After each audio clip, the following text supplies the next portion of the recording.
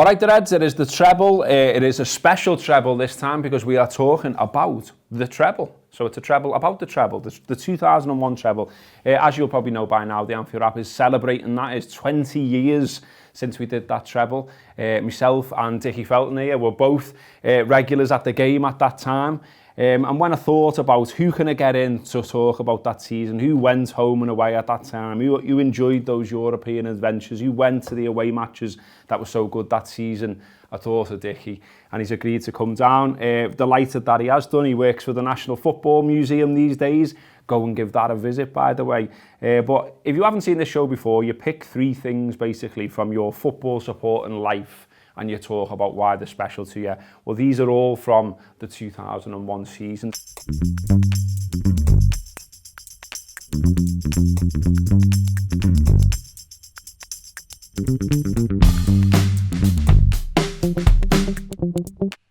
So Dickie, what is item number 1 for you from the treble season?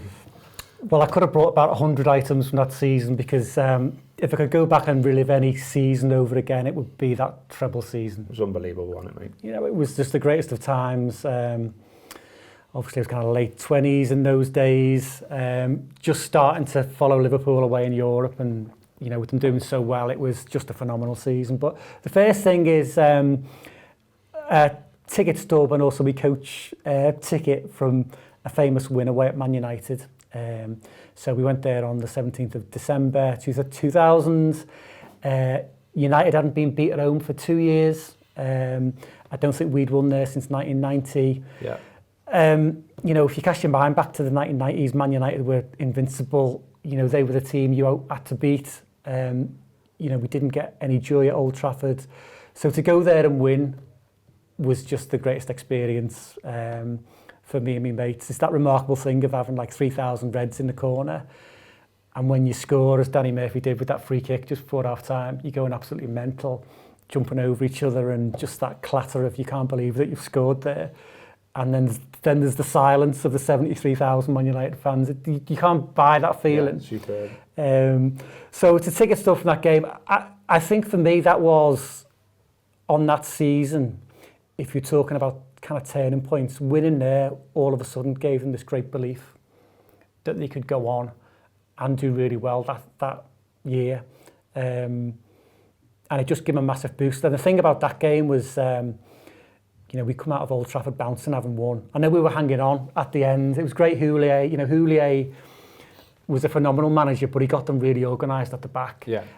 And he knew how to see out a game. I know sometimes it wasn't pretty to watch, but when Liverpool got ahead, Houllier kind of had them organised to kind of stay ahead, mostly. Yeah.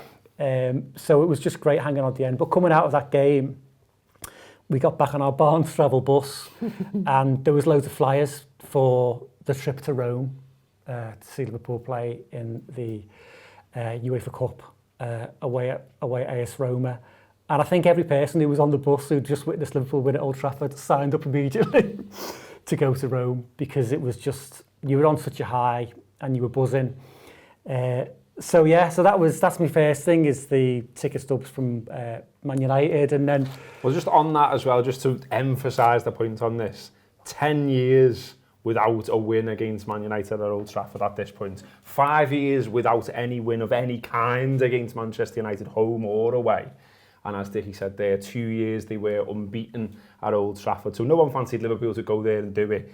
And they did it. So I'm immensely jealous that you were at that one, Dickie. I wasn't at that one, but I did enjoy myself as someone who was working in Manchester at the time. Don't think we need to dwell on that any further. Join the dots there.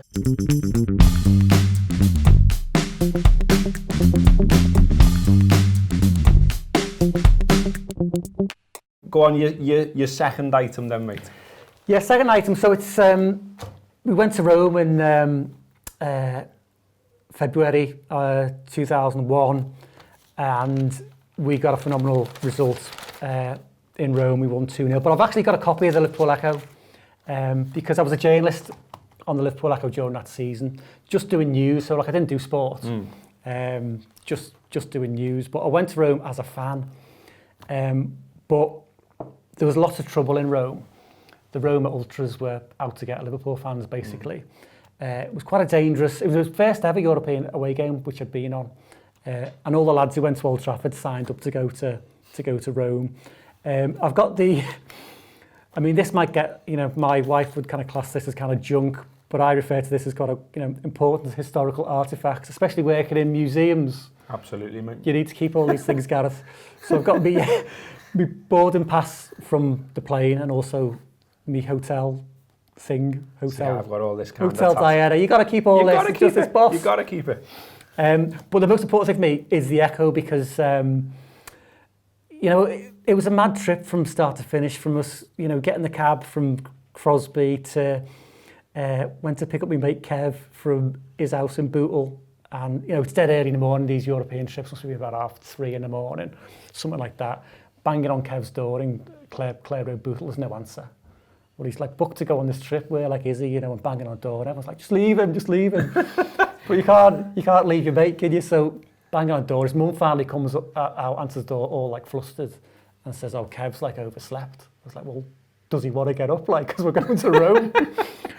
So Kev suddenly appears, and rather than like jump in the cab, immediately goes, I'll just go and have a shower. It's like, Kenal, lad. We've got to, do you want to catch a plane like I was? So anyway, just got off to a bad start, but, you know, go to, at the airports when you buzz in and you start meeting all the other lads who were there going. Chris Maguire was there. I learned a lot about things on that trip. I learned a lot about travelling light. Chris Maguire rocks up. I think he had... an apple. He had a spare pair of boxies and a toothbrush for 2 days in Rome. Glorious. But it was brilliant. So and we got to Rome, and I think we had 4,500 fans there. So it was the first big away day for quite a while. Because they were having a decent season. Well, on that, mate, I mean, we hadn't won a European trophy since 1984. There'd obviously been the ban because of Heysel. And then also, you know, as a generational thing, if you like, this was our turn, wasn't it, really, in Europe? So, you know, you'd heard all the stories from older Reds about their trips. This was your time. This was your time to go to Rome. Yeah. I mean, we you know, back then and even nowadays, go to the game with a few guys who are a bit older than us. So they'd had the Rome and those kind of trips. Yeah. And we hadn't had them, especially with the ban. Yeah. You know, so it was just such a novelty. And of course, because Rome winning there 77 and 84, Rome had a mythical kind of status to it. You know, there was that chant after this game, we always win in Rome, we always win in Rome, you know. But we had a good couple of days there. You know, going to the likes of the Treble Fountain the night before, and there's Liverpool flags everywhere, and everyone was very well behaved. And you know, like they said, whatever you do, don't jump in the Treble Fountain. You know, it doesn't go down well. Don't go down well. So it's, you know, Liverpool fans were very, very respectful of. I got to love Rome. It was the first time I've been there. Absolutely beautiful city. Amazing. Yeah, it's amazing. The Colosseum, Spanish Steps. It's just a fantastic place. But then, when it became time to go the game the following day, the officials and the police wanted us to all meet at the hotel, get picked up, and then a big convoy of Liverpool coaches would go under a police escort to the Olimpico.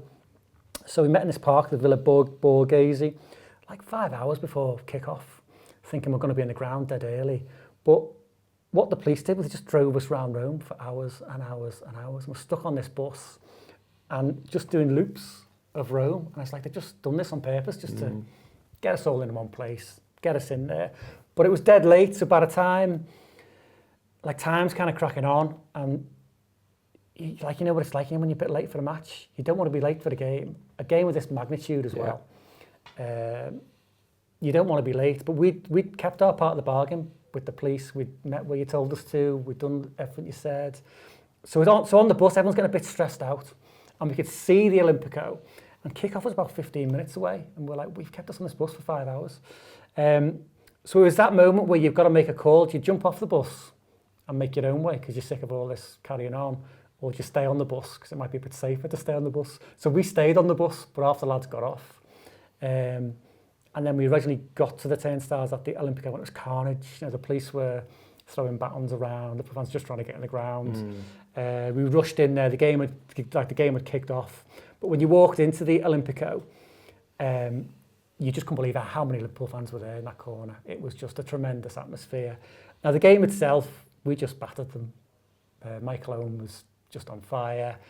2 magnificent goals. You know, so to win in Rome was just for your first ever away trip was just absolutely brilliant.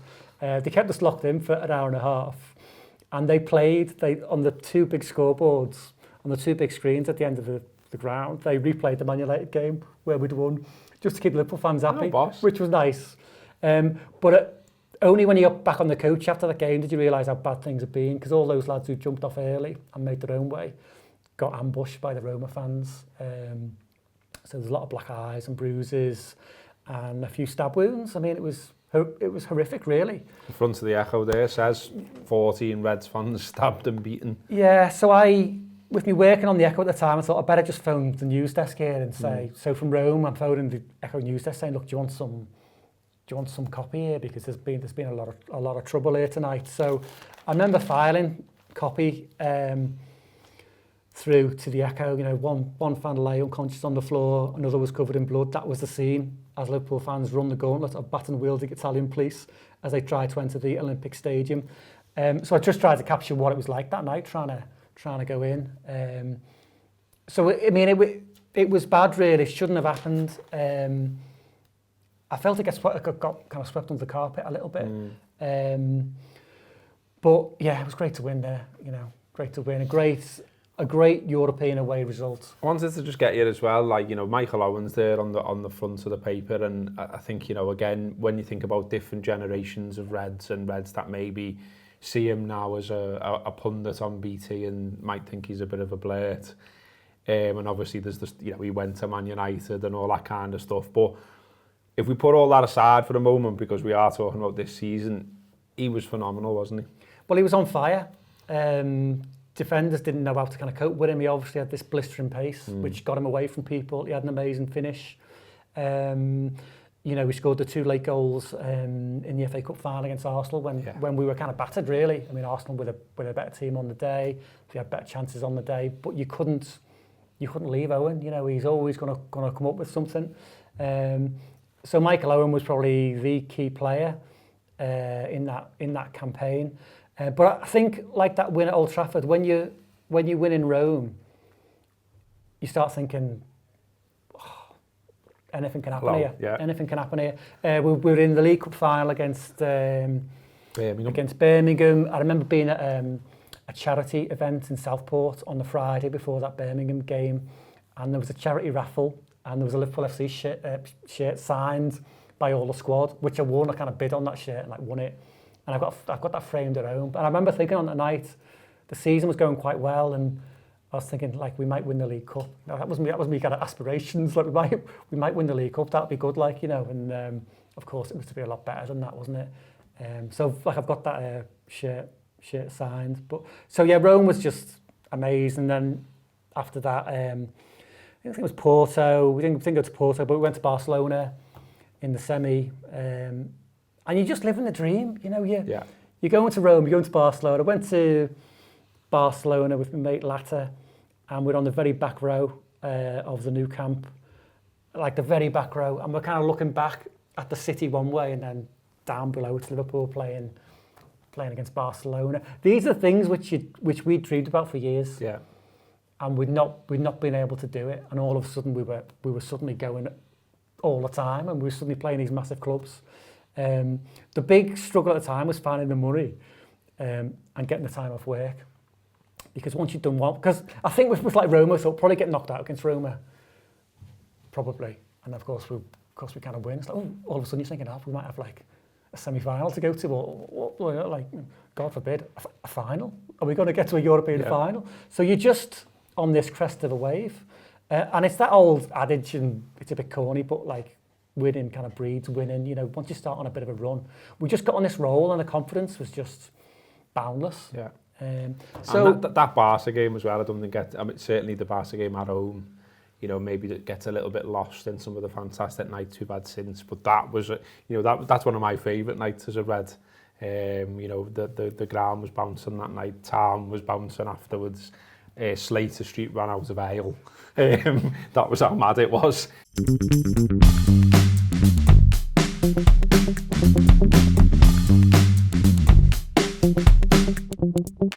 Go on, your third item. So to get to a final in Dortmund was just phenomenal. We were on so I've obviously got the programme, but I like these little fan guides you get. Obviously, it's in mint condition, and a beautiful match ticket with the stadium on it. We just did a day trip to this one, and the plane was going from Manchester. But I remember there was loads of delays. You always run that risk on a day or going on the day of the final, don't you? It's that little bit stressful of everything's going to get delayed. There'll be no proper time schedule. It's all you've got to go with the flow. We all caught. I mean, I can remember this because I was on it as well. I don't know if I saw you on the day. I can't remember now. But we all, a lot of us decided it was a conspiracy by the Mancs. They want to make us late because we were going from Manchester Airport. But again, and just to re-emphasise that point, this was our turn, wasn't it, in a European final? It was massive. It is a beautiful ticket as well. But just tell us about the day. So Manchester Airport from there. Yeah. Well, so it just you know what? Although it's a final, it got off to a bit of a sluggish start. So we get to Dortmund. It's raining. Yeah. European finals meant to be dead sunny and dead hot, and you're going to get a tan and all these stupid things. So we got there. It was raining. We got there was a coach waiting for us at the airport to take us into Dortmund. We were already a little bit late because we'd gone from Manchester. The coach driver in Dortmund is driving for 15 minutes and pulls over for his break. So everyone's on the coach is like, come on, we want to get to the action. We want to, it's our time. It's our European final. So it just was a bit of a slow start. We get to Dortmund, the weather's really bad. Taking the Chris Maguire attitude to travelling light, I took hardly anything to Dortmund. I had a sweatshirt. That's all I had. And of course, get there, it's raining. So I had to go and buy a coat from a shop just to save me getting wet. We went inside this bar, and the atmosphere was just a bit. Wasn't that great. The weather was a bit rubbish, the atmosphere wasn't that great, and you're thinking, this is the European final, it's really got off to a slow start. But then all of a sudden, we walked out the bar, and the sun come out, and then that was it. That was it then. It was party time. I just remember seeing Alaves fans and Liverpool fans dancing in this fountain, and all the fans mixing, and everyone having a great time and a good drink. There was a big square there with loads of music on. John Power was playing guitar on the stage. Eric Meyer, remember him? Yeah, I got a picture with him. Who didn't? So I've got one, and he was having his photo with everybody, and then you know that you're in it. Yeah. This is it now. This is the European final, and it's that lovely time where you're bumping into people just casually, people you didn't know we were going over, but they're suddenly over there, and you're seeing people who you're sitting near or whatever. And it was great, and the stadium was fantastic. The atmosphere was fantastic. Alaves, I mean, the Liverpool fans outstripped the Alaves fans by it's like a home game, wasn't it? By a mile. I was in the kind of side stand over here, by what was known, I guess, as the kind of Liverpool end. We did have half of the big cop, didn't we? So I was right in line with the Robbie Fowler goal where he beat 2 or 3 men and fired in with his right foot into the corner there. It was like parallel to that. I mean, what a game for a final, 5-4. It was just end to end, and you didn't know when it was going to end. And did you know we'd won it? Because loads of people were like, hang on, what is it? Goal? What have we won? No one seemed sure. Like it was all like, what, have we won? Yeah, I mean, I knew that it was golden goal, so I knew that we'd won it. Have they ever used golden goal since? I don't know. Does it just did it? It was all a bit weird, wasn't it? And like even the winner, it's just a free kick, and it sort of glanced in, isn't it? And it's like there was definitely a moment where everyone's sort of looking at each other, going, "Is that it? Have we won? Have we won?" Yeah, that is my only criticism of that game. How can you criticise winning your first European trophy? Was that it was settled on a golden goal? Because I think that had it gone on, it would have been 6-6 or 7-7. Yeah, it was a mad and it would have game, gone to pens. Can yeah. you imagine had it gone on? But of course, you want to win the thing, don't you? So yeah, it was a fantastic day. And then I was right in parallel with the Liverpool team and the squad. when they all were arm in arm singing You'll Never Walk Alone. And those moments will never leave you, you know, just fantastic. But, you know, I was so gutted, you know, with Gerard Houllier passing away, because he was responsible for giving me and my mates all those memories from that season. I only got to meet Gerard Houllier once, and it was a couple of seasons after this. We went to Levski Sofia away in Bulgaria, and it was -7. It was like one of the coldest trips I've ever been on. Liverpool won, I think 5-0 or 5-1. But at the airport afterwards, because it was so cold, I had like so many layers of coats and jackets and all this. And we got back to the airport after the game, and I was desperate to get some of this gear off before I got on the plane. It was taking me ages because my hands were so cold. It was taking me ages to get my boots off and all this. And when I finally got back to the lounge, all my mates had gone, and the only person left in the departure lounge was Gerard Houllier. And the Liverpool team were just coming through to fly back out, and I just said to him, "Oh, thanks for you know, thanks for everything you did in that season." So although this was like a couple of years on, it was the first time which I'd ever met him. I just thought, "Well, you know, thanks for that amazing season you gave us in Dortmund." And so yes, that was the only time that I've met him. But I'm glad I had that. Like, and he like said to me something like, "Oh, you know, thanks for supporting the team. Thanks for coming all this way." You know, I thought, what a nice thing to say. But so yeah, I mean, what a season! That just the stuff dreams are made of, really. Absolutely, he was a lovely fella. It was a great season. Some fantastic memories there. We could go on.